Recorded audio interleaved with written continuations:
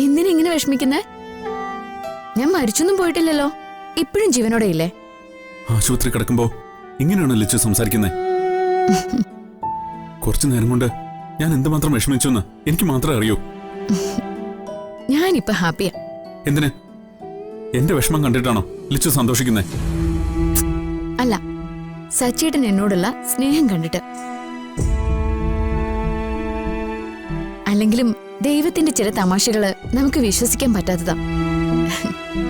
നമ്മൾ ആഗ്രഹിച്ചതും കിട്ടാതെ പോയതൊക്കെ നമ്മുടെ മുന്നിൽ കൊണ്ടുതരും. പക്ഷേ അത് അനുഭവിക്കാനോട്ട് നമ്മുടെ മുന്നിൽ ജീവിതം ഉണ്ടാവില്ല. അത് പുള്ളിക്കാരനങ്ങ് തിരിച്ചെടുക്കും.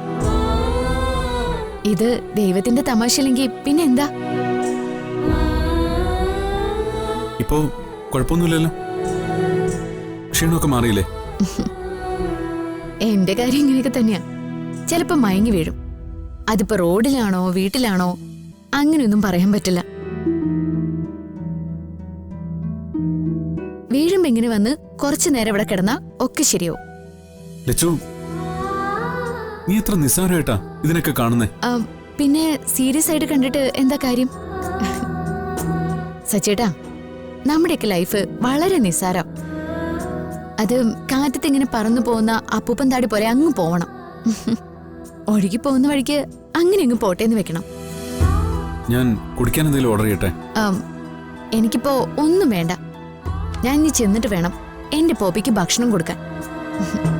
പാവം പോപ്പി വിശന്നിരിക്കായിരിക്കും. പോപ്പിയോ? അതാരാ?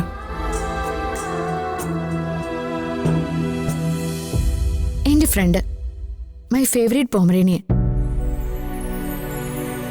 സച്ചേട്ടന് അറിയാവോ, രാത്രി അവള് എന്റെ കൂടെ കട്ടിലിൽ കയറി പുതപ്പിനിടയിൽ കിടക്കും. പക്ഷേ അതുകൊണ്ട് ഗുണമുണ്ട്. നമ്മൾ ഒറ്റയ്ക്കാണെന്ന് തോന്നലില്ല. നമുക്ക് വയ്യ എന്ന് അവൾക്ക് തോന്നിയാലുണ്ടല്ലോ, പിന്നെ എന്റെ അടുത്തുനിന്ന് മാറുകയില്ല. ഇങ്ങനെ ചുറ്റിപ്പറ്റി നിൽക്കും. എന്ത് സ്നേഹാന്നറിയോ?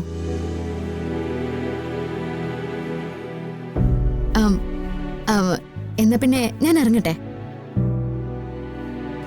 ഒറ്റയ്ക്ക് പോകണ്ട, ഞാൻ കൊണ്ടുവിടാം. അതൊന്നും വേണ്ട, ഞാൻ പൊക്കോളാം.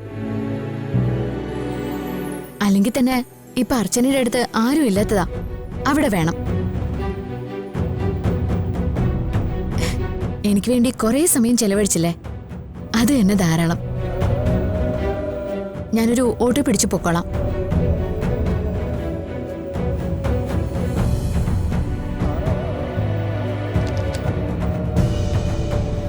താങ്ക്സ് കേട്ടോ. എന്തിന്? എനിക്ക് തന്ന ഈ സ്നേഹത്തിനും കരുതലിനും. പോട്ടെ.